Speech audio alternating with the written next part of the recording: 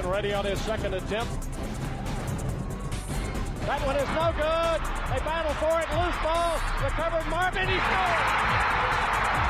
Pushes into Hubert Davis. 8 seconds. Davis trying to get free. Over to Fox. Fox, baseline. Up for the shot. Good. Off the glass. Oklahoma calls timeout. But the game is over. The game is over. Carolina has upset number 1 Oklahoma. With 20 seconds left to play. Goes back to Michael Jordan. Jumper from out on the left. Good. 63-62, 13, 12, 11. Georgetown with one timeout. Fred Brown looking. Oh, way to Worthy. Worthy 5. The Tar Heels are going to win the national championship. Rebounded by Weber. Michigan out of timeout. Weber front court. Carolina with foul. He takes the timeout. They're out of timeout. Technical foul. Technical foul. Brown gets it into Williams. Here comes Williams front court. Williams on the drive. Gets it back out the head. Long outside shot. Short rebounded. There. It's over. Carolina has won the national championship. How about them Tar Heels? They are the national champions. That's it. Make room for 2017. The Tar Heels are the national daggum champions. This is the Roy's Boys Podcast with your host, Joshua Marlowe. Hey everybody, welcome you to our edition of the Roy's Boys Podcast, powered by Carolina Electrical Services. Today we are joined by a friend of the podcast, R.L. Bynum. R.L., how are you doing today? Doing good. That's good. So, 2 games Carolina played last week, 2 wins. They had the home win over Notre Dame, the road win at UNCW, and a lot of those, the big reason for those wins was the play of Cole Anthony. Just superb play, especially in the Notre Dame game, setting an ACC and UNC record for points in the debut. What are your initial takeaways from the freshman point guard? He's obviously special. I mean, Carolina's had a lot of great point guards, from Phil Ford to K. Smith to Ty Lawson, but I don't think any of them have been as versatile as him, as far as being a good defender, a good passer, a good shooter, a good rebounder, and on top of that, being a creator.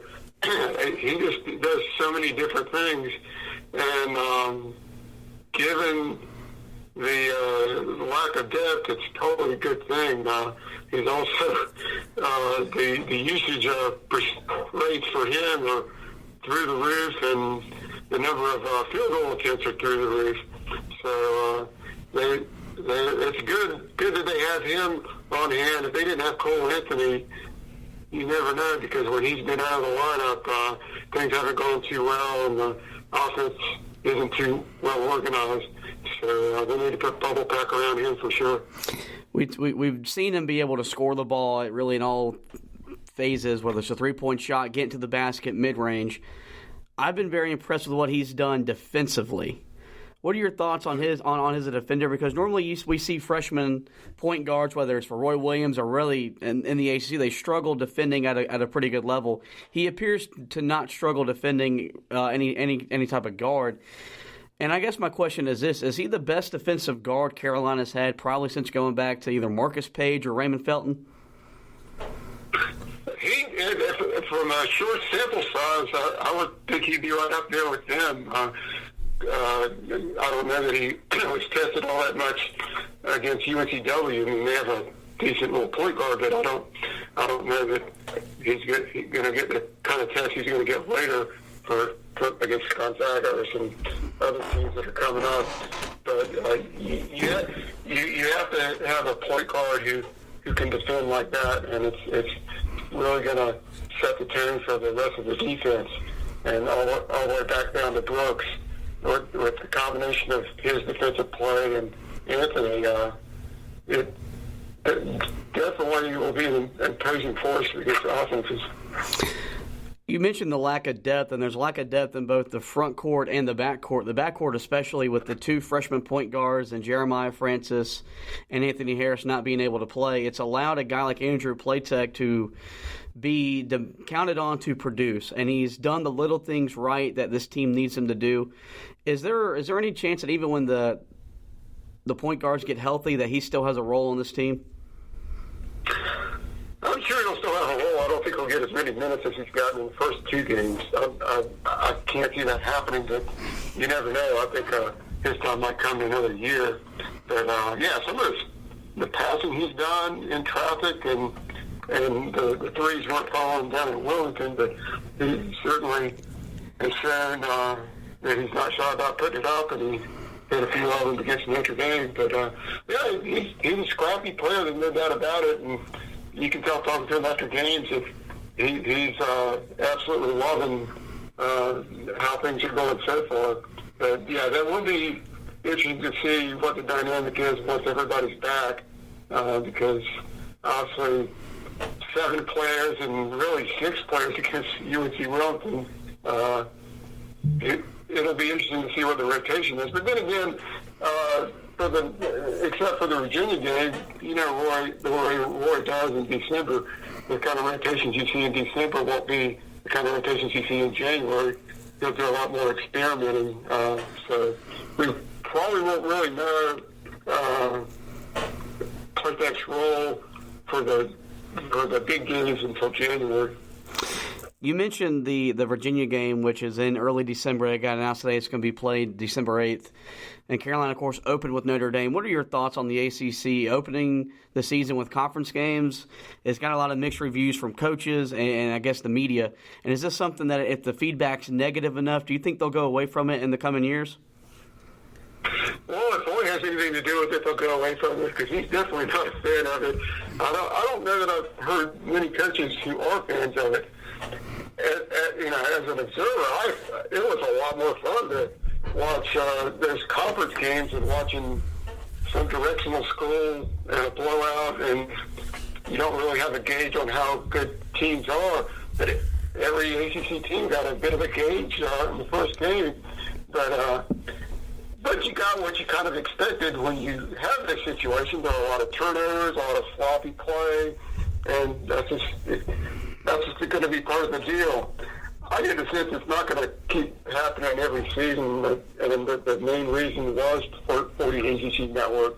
So my guess is it wouldn't happen as much, but if TV money says that it helps, then that's probably maybe it will. Carolina brought in 2 grad transfers in the offseason, Justin Pierce, Christian Keeling, and Pierce has definitely looked the more comfortable in the first 2 games. What has caused Keeling to struggle? Is it him pressing, or is the step up in competition kind of overwhelmed him early on in the season? Yeah, I think last year he could maybe drive the lane and get by people and create opportunities for himself, and you saw a couple times in the Notre Dame game. Those turned into bad decisions because I think he had a couple of charging calls and a couple of turnovers. He seems to be having a more difficult time adjusting to the next level of play. And hopefully it's just a case of he gets one good game and breaks through and he'll be okay. Because he can shoot the perimeter shot, and that hasn't come yet, but Pierce obviously has adjusted a lot more easily, and it may have helped that he's played some really good games while at William & Mary down at Trask Coliseum. That familiarity could have been a factor there, but then again, he had a pretty good game against Notre Dame. But Pierce, guys like Pierce and Keeling, Carolina's got to have those guys scoring a lot because they lost their good shooters from last year with Luke May and Cam Johnson and Kenny Williams, and there just aren't that many replacements. Brandon Robinson he shot more than 40% from 3 with a limited number of attempts. Also, he can fill it up, and hopefully he'll be back, maybe by the Bahamas. But they need to develop other threats, and so that's not all Cole Anthony's job to get it done from the perimeter. That leads me to my next question. We asked a lot about Leaky Black for this year's team to do a lot because he's the most versatile player on the roster. And he's done a lot of good things when he's handled the ball and when he's been defending, but he hasn't scored the ball yet. I know it's only 2 games, but his offense doesn't seem to be there right now. Is that more due because he's still kind of getting the flow because he missed so much time last year, or is his offensive game just not developed at the point we thought it was? think he'll come around. I really do. I mean, in both games he's played point guard, the 2-spot and the 3-spot. It's kind of a Swiss Army knife, I guess. But he had the injury. He really wasn't in full strength most of the season after that, and he had the all season to kind of recuperate. I think he's going to be a guy that Carolina can depend a lot on. He's a tremendous defender, and the length on defense is going to make it tough on opposing teams. And I think he's got a decent jump shot. It just hasn't fallen yet, and he's shown the ability to with dribble penetration. So I think he's going to come around. I'm not too concerned about Ricky.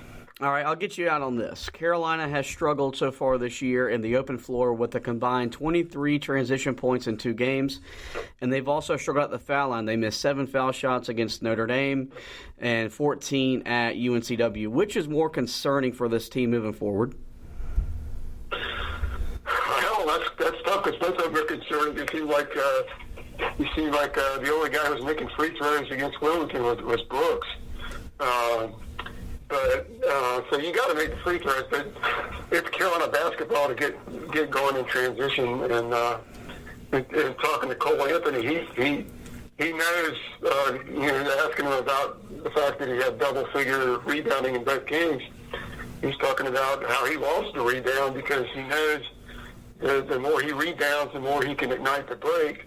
So he knows what Boyd is looking for.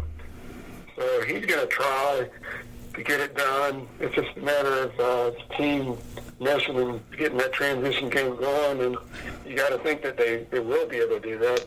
Well, I want to thank you for coming on, taking some time out of your day to come on and talk some Carolina basketball with us. All right, I appreciate you having me on. All right, man, we'll do it again later in the season, okay? All right, take care. All right. There you go. That is R.L. Bynum. As you remember, we had him on multiple times last year to talk during the ACC basketball season, and we'll keep him on during this season as well. And thank you guys for listening to this edition of the podcast. Remember to subscribe and review the podcast wherever you find the Roy's Boys podcast. Give us a like, give us a review. We'll greatly appreciate that. And thank you guys for listening. Go Tar Heels.